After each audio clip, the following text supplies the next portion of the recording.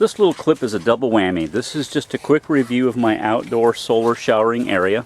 An old plexiglass dish I lined with foil, which you can see is all beat to hell, which barely seems to affect its effectiveness. Got an Arizona green tea jug painted black. Get a gallon of water, heats it up in no time. I stand in this tub, catch the water that I shower in, which is a gallon, and then it generally goes into this rose barrel, which is an Archduke Charles, a China rose from the year 1825. So that allows me to shower cheaply, privacy in my backyard, without using any energy. But the main purpose of this clip is to show y'all one more reason to grow cowpeas, which is a collective nickname for the African legume called Vigna unguiculata. Here's a green pod still remaining. As you can see, they're rapidly dying back because it's full-scale autumn here in Tampa today. There's some back in there. Let's see if I can zoom in on the pods. There's some way back over there. It's a climbing legume. Grows like crazy in the summer, bears pods in the fall. I've gotten extremely fond of this crop over the years. This variety here is an heirloom called Clay. The ones down there, I believe, were Cream 40, and I've got elsewhere in the yard one of those purple type cowpeas. I forget the name. The base species is Vigna unguiculata, and the reason I've gotten so crazy about the crop is it's so doggone productive.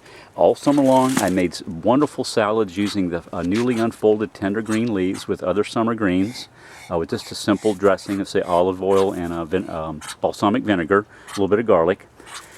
Then as summer approached fall, I started getting tons and tons and tons of these wonderful tender young pods, which when you pick them really young, younger than this, they're stringless and delicious raw as a nibble. You can let them get a little bit more mature and chuck them the way Grandma did for your classic black-eyed pea thing, which is one of the many forms of that species. But here's the final thing I like about it. When fall comes, there's tremendous numbers of ripe brown pods. This is just the beginning. There's going to be so many more to come. Let's split open one here on the table next to my shampoo. Let's see what variety this is. I'm going to guess it's going to be Clay. The reason they call it Clay is it's the color of Georgia clay. Yeah, here we go. You can see that reddish brown color. I got this clay years ago from Baker Creek Heirloom Seed. But if you live in an area that has hot and humid summers, I would strongly suggest you try any of the cowpeas. There's many kinds. The Asians grow a long potted type that is loosely called yard-long beans.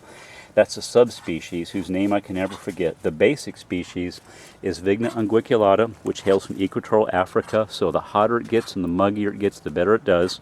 But like I said, it's after giving me salads all summer, young tender pods, and the end of summer and into fall. Now I'm getting a huge quantity of these dried pods, some of which I'll save for seeds, but most of which I'll just chuck and cook this winter in soups on nice cold days. I love to make a big giant pot of soup on a cold day, what passes for cold here in Florida. And like I said, this is just the beginning. I'm probably going to get 1 to 2 more of these buckets, and I didn't really grow that many this year. Again, Vigna unguiculata. If you want to see a spectacular selection of cowpeas, get the catalog from Baker Creek Heirloom Seed or go to the website, which is www.rareseeds.com, and you'll see that they've put them into 2 groups. On one page, they simply have a listing called cowpeas, and it's going to be a tremendous assortment. And then on another page, they have all the long-potted Asian types grouped together. So give them a try. Bye-bye, y'all.